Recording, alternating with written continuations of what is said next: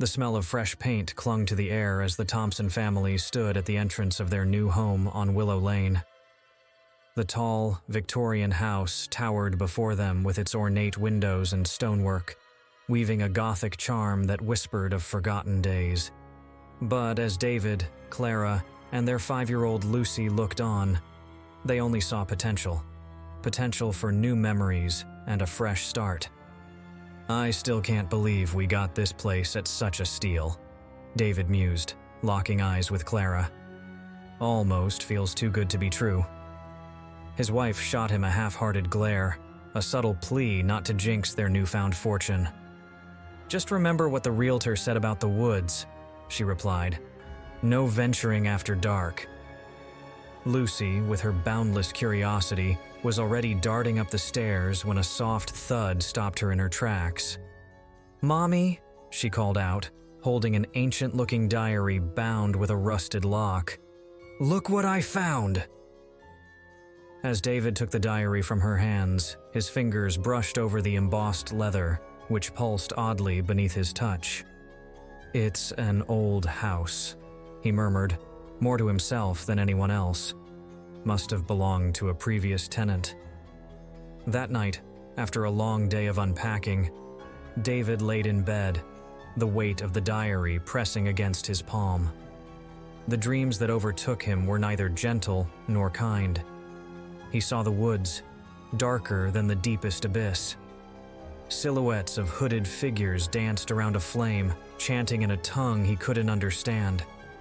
And then, a scream, a sound so piercing it jolted him awake. Clara, feeling the cold sweat on his brow, whispered, "Bad dream." "Just the woods," he managed, the image of the shadowy figures still imprinted on his mind. As the days wore on, the house seemed less of the dream they'd imagined. Lucy complained of voices behind the walls, gentle whispers at first, then more desperate as nights turned colder. David's nightmares grew more vivid. The woods always beckoned, its shadowy depths teasing him, drawing him in with promises of secrets hidden within. Clara, though untouched by the nocturnal hauntings, grew anxious. The mirrors in the house reflected figures that weren't there.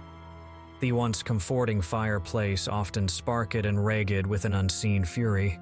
And the dog, their loyal beagle, growled at unseen threats, especially near Lucy's room. Unable to dismiss the strangeness any longer, David turned to the town's archives. He uncovered tales of disappearances, odd rituals, and the mention of a cult that believed the forest surrounding their home was a living entity. The old diary, now a fixture on their coffee table, seemed the key to unraveling this mystery. One sunny afternoon, a break in the eerie gloom, the family ventured into the woods. The trees were tall, their canopies forming a blanket that barely let sunlight through. As they ventured deeper, an old, decrepit shrine emerged, adorned with symbols that seemed familiar to David from his research. Lucy, her blue eyes vacant and distant, approached the shrine. Her lips moved, uttering chants in a tongue foreign to her parents, mirroring the sinister rituals of David's dreams. "Lucy!" Clara cried, pulling her daughter away, feeling the coldness in her tiny hands. The walk back to the house was silent, every rustle, every whisper of the woods echoing with an almost sentient intent. The setting sun bathed Willow Lane in an eerie orange hue, casting long, monstrous shadows. Tensions peaked. David's obsession with the house's history consumed him. Hours turned into days as he locked himself in the study, poring over old town records, newspaper clippings, and trying, in vain, to unlock the diary. Clara's concerns for Lucy grew. The once bubbly child now spent hours staring into the woods, whispering to friends only she could see. The chilling chants, always in that unknown tongue, became routine, their melodies haunting the hallways of the old Victorian house. On the fateful night of a thunderstorm, as rain pelted against the windows and thunder roared, the lights flickered and died, plunging the house into darkness. Clara's voice, filled with panic, echoed, "David, the candles?" In the brief moment they left Lucy alone, searching for a source of light, the unspeakable happened. When they returned, Lucy's room was empty, the window ajar, and the wind carrying whispers from the woods. Lucy was gone. Outside, the tempest raged, but the woods seemed eerily calm, almost beckoning, the very trees pulsating with a life of their own, waiting for the next chapter of the tale on Willow Lane to unfold. With Lucy's absence, the house became a hollow, haunting shell. Every creak of the wooden floorboards echoed Lucy's name. Each gust of wind seemed to carry her giggles.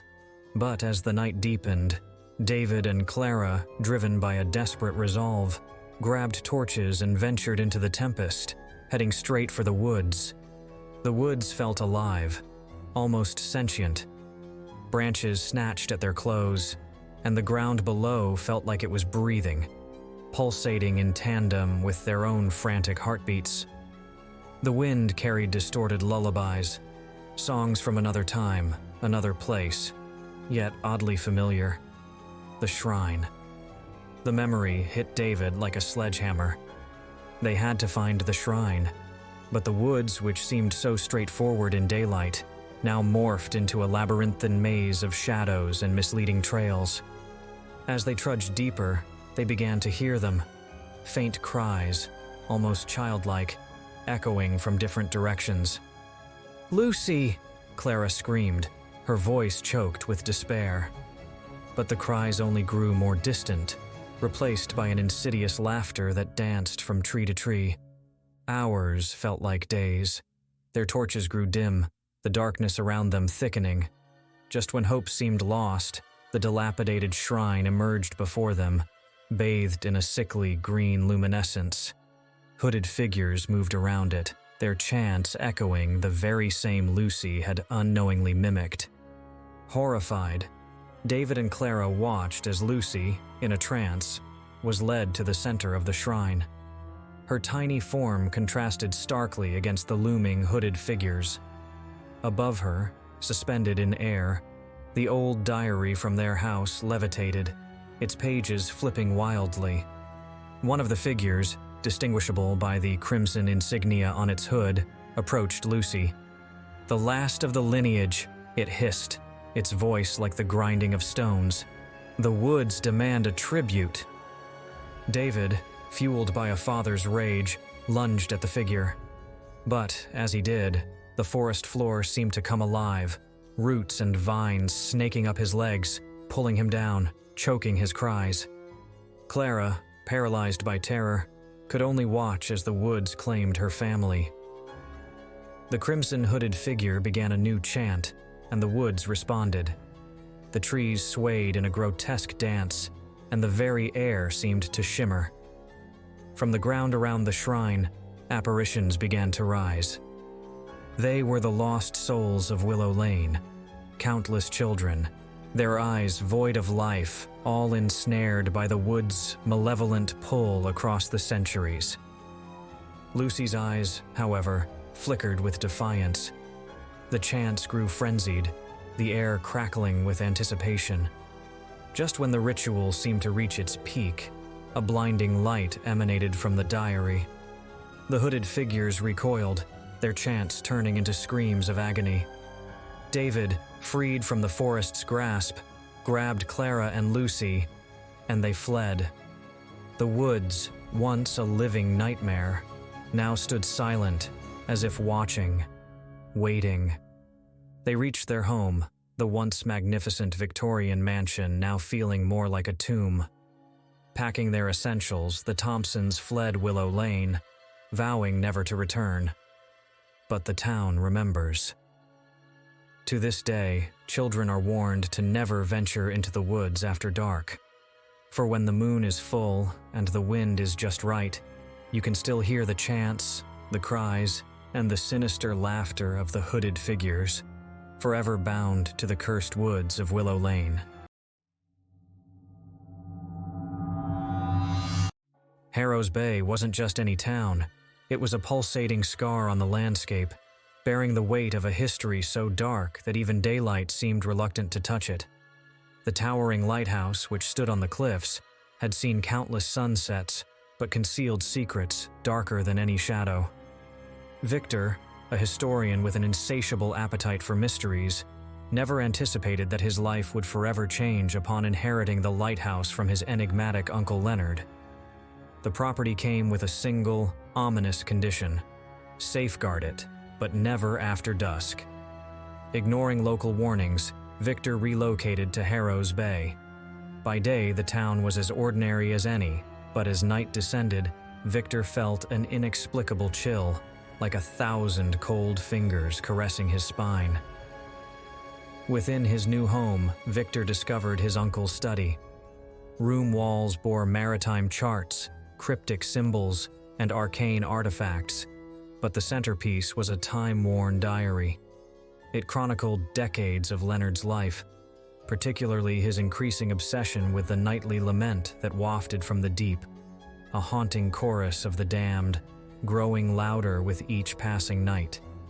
May 5th, 1971. The song beckons me. Its call is relentless. Their pain, their yearning, it's overpowering. June 1st, 1971. I saw them today, the cursed crew of the Siren's Curse. Their eyes, once human, now devoid of hope. They seek release, and I fear I may give in. Victor's nights became a blur of restless wandering. The lighthouse, which once seemed dormant, took on an eerie life. At twilight, he'd hear the sorrowful melody of souls trapped between realms, a sound so mournful it threatened to drown him in their anguish. His only anchor to sanity was Alara, the last of the Bay's elders. In hushed tones, she told tales of the Siren's Curse, a ship that once dared to defy the wrath of a malevolent sea witch. This vengeful being, seeking eternal companionship, ensnared the ship and its crew in an endless purgatory. "They're not evil," Elara whispered, "just souls lost and yearning for peace. But the sea witch, her rage knows no bound." With Alara's wisdom, Victor unraveled his uncle's research. Leonard had been close to freeing the lost souls. He'd uncovered ancient rites, rituals, and talismans, but something had gone wrong, something that had driven him to madness. One dusk, guided by Alara's knowledge and armed with his uncle's research, Victor ventured into the very heart of the bay. In the distance, shrouded in dense fog, he saw her, the spectral Siren's Curse, its sails tattered, its crew forever doomed. But it was the figurehead that froze his heart, a living effigy of the sea witch, her eyes ablaze with eternal fury. The crew, sensing a presence, began their mournful lament. Their song was an overpowering cacophony, each note threatening to pull Victor into the watery depths, but Alara's voice anchored him. Chanting incantations, she began the arduous process of severing the ship's ethereal chains. The sea witch, sensing her prisoners might be freed, unleashed a tempest. Towering waves, darker than the night itself, threatened to consume them. The very sea seemed alive, trying to drag them into its depths. But Victor, fortified with ancient spells, stood his ground. As Alara battled the sea witch's elemental fury, Victor reached out to the lost souls, his voice merging with theirs. Together, they chanted a spell of liberation, a hymn of hope. Hours felt like eons, but when dawn's first light painted the horizon, a deafening silence befell Harrow's Bay. The storm had vanished. The Siren's Curse was gone. Victor returned to the lighthouse, a beacon not just for lost ships, but a monument to their bravery. Harrow's Bay transformed, its spectral reputation replaced by tales of heroism. However, the sea's memory is long, and its depths are eternal. On some nights, when the wind is still and the moon hides its face, a soft lament can be heard, a reminder that while the battle was won, the war between man and the mysteries of the deep rages on.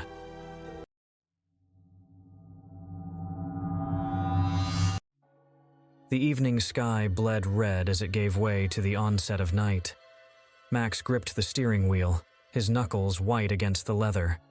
Rain drummed on the car roof, each drop like a whispered secret. Lila sat beside him, her usually radiant face obscured by the shadows the dashboard lights cast. The road ahead was almost invisible, each turn a gamble, each stretch a challenge. Their GPS had lost its signal an hour ago, but they continued onward, driven by the lure of a secluded, romantic getaway. "You sure this is the right way?" Lila asked, her voice trembling slightly.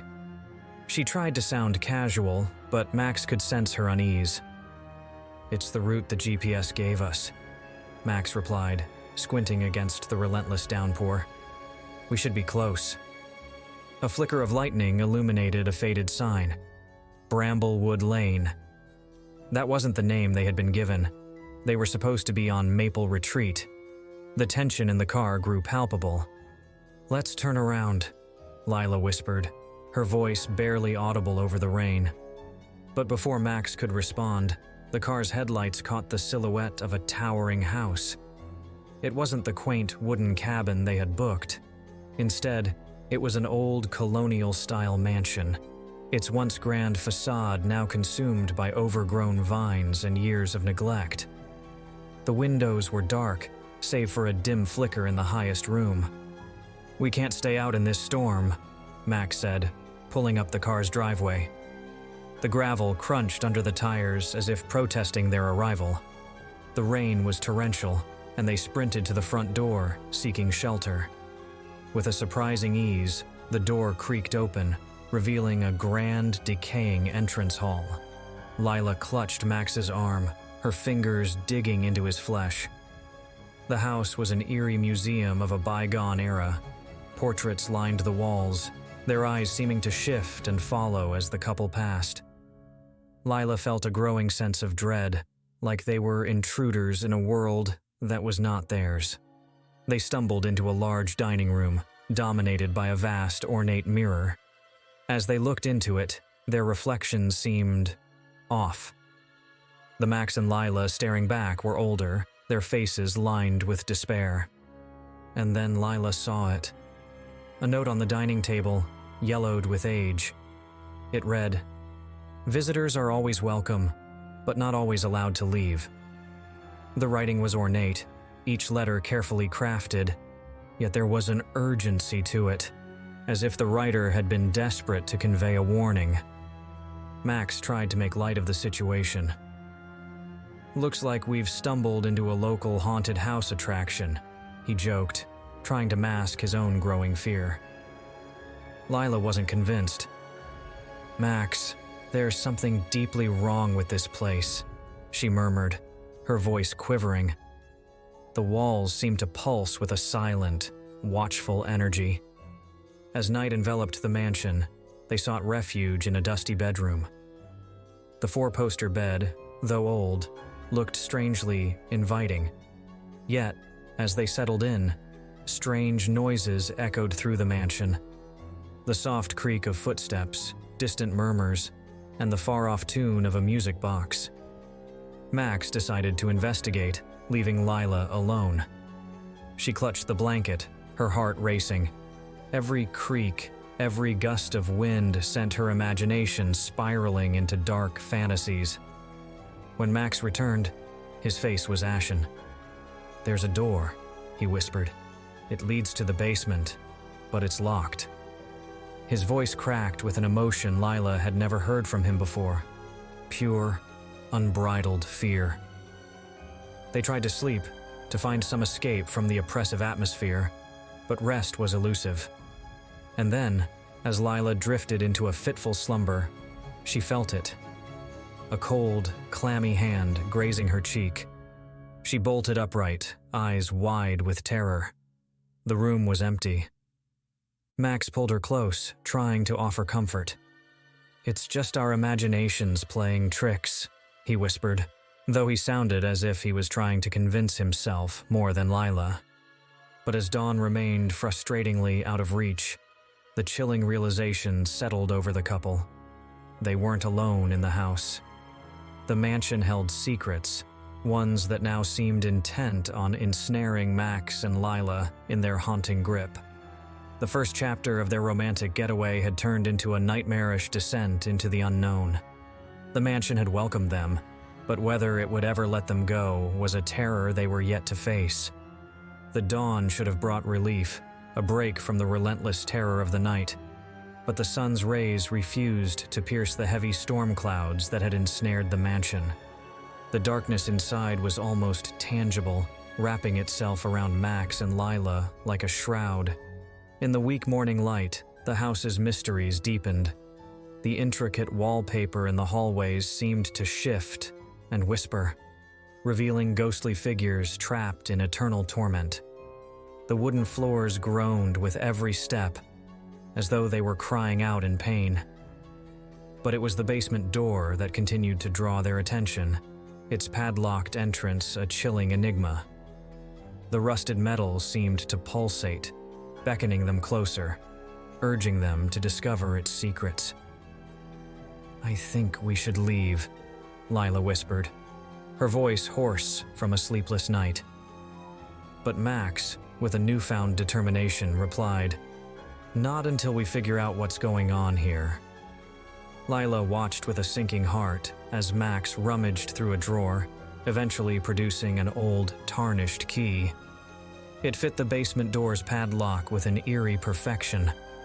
The door creaked open, revealing a narrow staircase descending into inky darkness. Arming themselves with a candlestick, they made their way down. The air grew colder with each step, suffocating in its heaviness. The basement was vast, more like a catacomb, with arched doorways leading to unending chambers. Suddenly they stumbled upon an old photo album. As they leafed through its pages, they were met with a chilling revelation. There were images of the mansion's past occupants, some dating back over a century. But what sent shivers down their spine were the photos that showed couples strikingly similar to them, frozen in the same terrified expressions that they had felt the previous night. These are us," Lila stammered, pointing at a black and white photo of a couple that eerily mirrored them. Suddenly the room was filled with whispers, voices of those long gone, recounting tales of sorrow and betrayal. The mansion wasn't just a house, it was a trap, a place where love and desire turned to despair. The house fed on the fear and anguish of its occupants. A faded journal caught Lila's eye. It was the diary of Eliza Thornfield, the original mistress of the mansion. As she read, the horror of the house's history unfolded. Eliza and her lover, Jonathan, had been cursed by a jealous rival. Condemned to be trapped in the house forever, they became its guardians, ensuring that no couple ever found happiness within its walls. As Lila read Eliza's tormented words, a cold gust of wind extinguished the candle, and they found themselves standing face to face with the apparitions of Eliza and Jonathan. Their forms were ethereal, their expressions a blend of anger and sadness. "Why are you here?" Eliza's voice was a mournful wail. We just wanted a romantic getaway," Max stuttered, his bravado from earlier gone. "You are trespassers in our eternal prison," Jonathan's voice echoed, filled with menace. In that moment, Lila, drawing strength from deep within, stepped forward. "But we're not the ones who trapped you here. Let us help you. Let us all leave this cursed place." A tense silence filled the room. The apparitions seemed to be in deep thought. Finally, Eliza spoke, her voice softening. "You remind us of ourselves. Before the curse, before the darkness." They learned that the curse could be broken by reliving Eliza and Jonathan's final moments. Lila and Max, guided by the spirits, reenacted the tragic scene in the very room where Eliza and Jonathan had taken their last breaths. As they recreated the heartbreaking farewell, a blinding light enveloped the room, and the weight of centuries of sorrow began to lift. The apparitions of Eliza and Jonathan transformed into brilliant orbs of light, intertwining in a final embrace before disappearing. The mansion seemed to breathe a sigh of relief. The oppressive atmosphere was gone, replaced by an almost serene calm. The storm outside ceased, replaced by brilliant sunlight. Lila and Max made their way out of the house, the ordeal behind them. The house, once a symbol of horror and despair, now stood as a testament to the power of love and redemption. But as they drove away, they could not shake off the feeling that they had left a part of themselves behind. Their relationship, once carefree, was now marked by the indelible scars of that nightmarish experience. They had escaped the mansion's grip, but the memories would haunt them forever.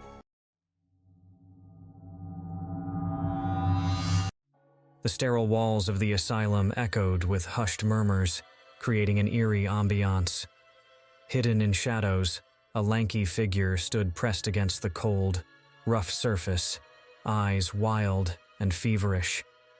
The dim corridor was only interrupted by the dim glow of an emergency exit sign, its flickering creating ghostly apparitions on the walls.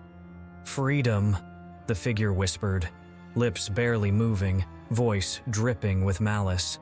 "They need to learn. They all need to learn." A harsh clang resonated, followed by frantic voices and the distant sound of alarms. The lights flickered back to life, revealing empty cells and a lone feathered mask discarded on the floor. Somewhere, chilling laughter merged with the sirens. Amber leaves drifted gently onto the pathways of Hawthorne College.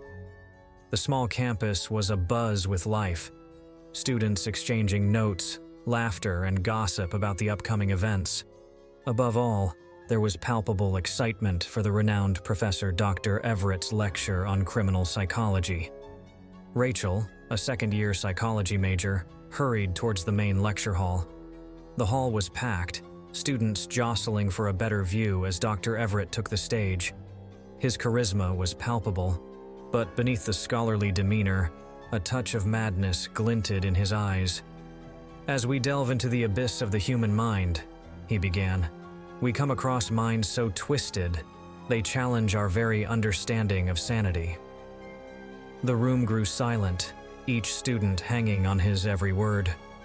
"There was one case," Dr. Everett continued, "that stood out, but for his protection and yours, let's not mention names." The atmosphere grew heavy, students exchanging anxious glances. Evening descended, and the campus came alive with different tales. Some of midterms, some of romances, and some, inevitably, of ghost stories. At the Hawthorne Cafe, a small group of students huddled together, hot chocolates in hand. "Did you hear?" whispered Sarah, a third-year literature major. "They say someone escaped from the asylum nearby." James rolled his eyes. "It's just a prank. Every year someone tries to spook the freshmen with this tale." However, unease began to thread its way through the student body. Lights in dorm rooms remained on longer. Glances over shoulders became frequent, and nighttime trips outside dorms reduced. A piercing scream broke the early morning tranquility.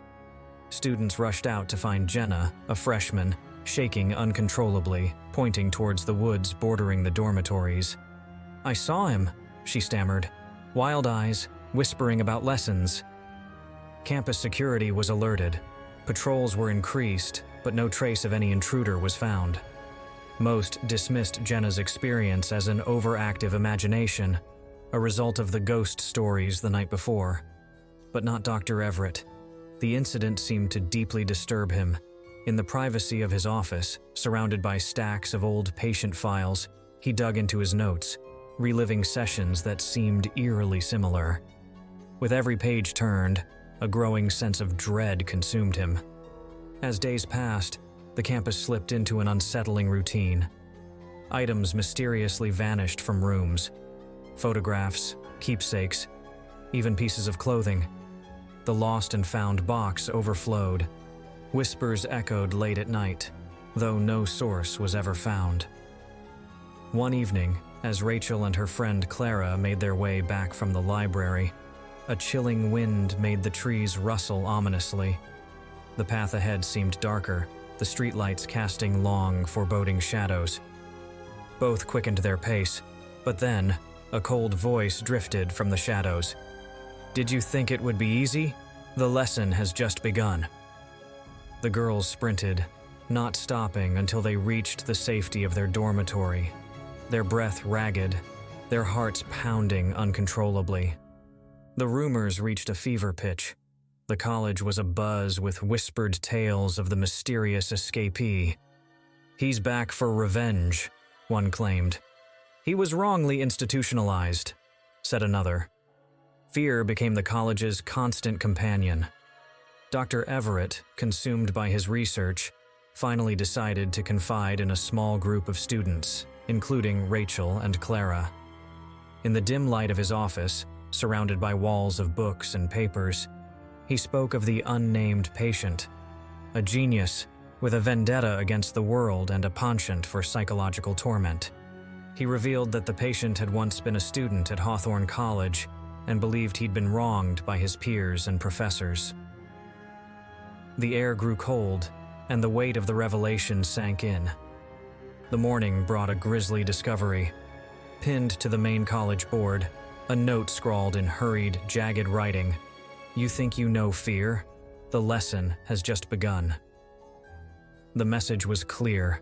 The campus, once a haven for young minds, now lay in the shadow of a dark threat, with whispers of past sins echoing in its halls. The Hawthorne campus was now ensnared in a blanket of palpable dread. It was as if the trees whispered secrets of past sins, and the wind carried the lament of unseen ghosts. The once vibrant college now resembled a haunted ground. The escape was everywhere yet nowhere, an unseen menace lurking in the shadows. Night fell, and with it, an unnaturally thick fog enveloped the college. Students were advised to stay indoors, but the curiosity of youth is rarely contained. Huddled groups ventured out, their flashlights cutting through the dense mist, their laughter a mask for their fear. Rachel and Clara, still shaken from their previous encounter, fortified themselves in their dorm room. They bolted the windows and double-checked the locks on the doors.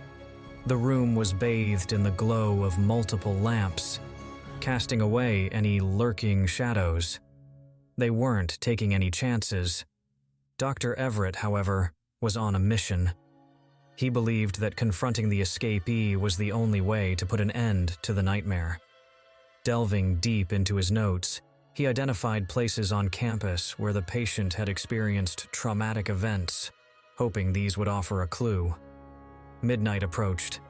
The thick fog outside seemed to press against the windows, trying to seep in. The clock's ticking grew louder, each second echoing like a heartbeat. From the corner of her eye, Rachel thought she saw a shadow flit past their window. She turned her gaze, but there was nothing. Clara whispered, "Did you see that?" confirming Rachel's fears. Outside, in the dense fog, Dr. Everett stood near the old college bell tower. The place was significant in the escapee's history, a location of humiliation and anger. He believed that confronting the patient here would be the key. Suddenly, the bell tolled. Its mournful chime echoed eerily, sending a shiver down the spines of all who heard it. This wasn't scheduled. This wasn't right. Students outside froze. The fog seemed to thicken, visibility reduced to mere inches. Out of the impenetrable mist, a chilling whisper arose. "You cannot escape the lesson." Panic ensued. Students scrambled in all directions, their screams muffled by the heavy fog. Every shadow seemed threatening, every sound a harbinger of doom. Inside their room, Rachel and Clara could hear the chaos. The whispering wind carried fragments of terrified cries. The urge to help battled with the instinct for self-preservation. Then, the power went out. Their sanctuary of light plunged into darkness, save for the faint glow of their flashlights. They clung to each other, fear making their breath shallow and rapid. From the corridor outside, footsteps echoed, slow and deliberate. The handle of their door rattled, then, scratching, like long nails on wood. The whisper returned, louder, clearer. "You cannot hide from the lesson." Desperation took hold. Rachel remembered the old fire escape attached to their building, a relic from years gone by. They quietly made their way to the window, praying the rusty structure would hold. Step by agonizing step, they descended, the fog enveloping them like a suffocating blanket. Elsewhere, Dr. Everett, guided by his flashlight, ascended the bell tower. His intuition told him this was where the finale confrontation would occur. As he reached the top, a figure emerged from the shadows, the infamous feathered mask obscuring its face. The escapee. The air grew cold, the tension palpable. "You remember, don't you, Doctor?" The figure hissed. "This tower, this college, it took everything from me. Now, it's time for them to learn." Dr. Everett replied, voice trembling, "It's not their fault. It's over. Let them go." The chilling laughter of the escapee rang out, echoing off the stone walls of the tower. "The lesson is never over, Doctor. Fear is the greatest teacher." Suddenly, the bell tolled again, its chime loud and deafening. Dr. Everett seized the moment, lunging at the masked figure. A struggle ensued, the two silhouettes wrestling precariously on the ledge. Rachel and Clara, now on the ground, heard the commotion. They saw two figures at the top of the bell tower, locked in a desperate fight. Without thinking, Rachel began to climb the tower. The struggle reached its climax. With a deafening scream, the masked figure was pushed over the edge, plummeting into the fog below. Rachel reached the top just in time to see Dr. Everett, panting, eyes filled with tears, look at the abyss below. He turned to her, his voice barely above a whisper. "It's over. He won't hurt anyone anymore." The dawn broke, casting away the night's horrors. The college, though scarred, began its journey to healing.